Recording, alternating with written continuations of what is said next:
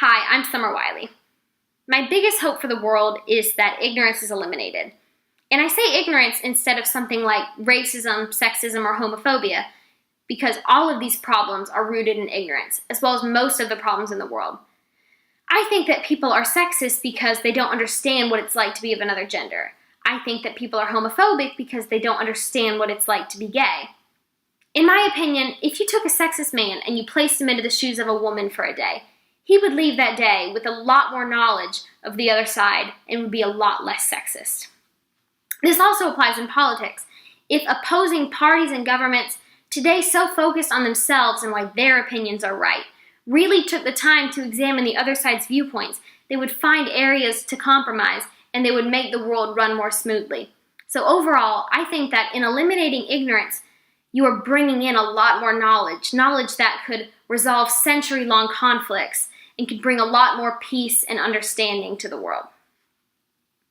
The most important class I've ever taken was AP World History in freshman year. And it wasn't so important necessarily because of the content that was taught in the class, more so because of what it taught me as a person. Going into this class, I had had a lot of success in middle school. I was used to straight A's, if not straight hundreds, preferably. And on one of the first tests of this class, I scored a 65, the lowest score I'd ever received on anything.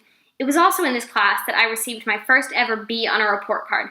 At the time, these things were devastating. For my entire academic career, I had defined success by grades on a paper. Through this class, however, I started to consider other things like how hard I was working and what I was really learning, because I was learning a lot in this class. So through this class, I learned to value myself in a different way, in a way that's much more comprehensive and takes into account who I really am and what I'm really doing. Because ultimately, I have no control over what test questions are going to be. I just have control over how hard I work and how much I study. The word I feel best describes me is free-spirited. And I say this because I am a person who does not do things that other people are doing just because other people are doing them. I do things that I think are right and what I feel will bring me satisfaction and joy. An example of this is, in about 10th and 11th grade, I noticed that a lot of my classmates were taking online classes. And this is actually an instance where I did look at the actions of others, and I was inspired by them.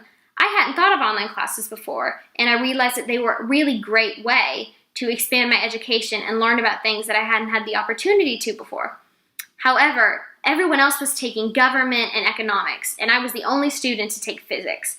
And I did this because that is what I was interested in and what I wanted to learn about, regardless of what classes other people were taking.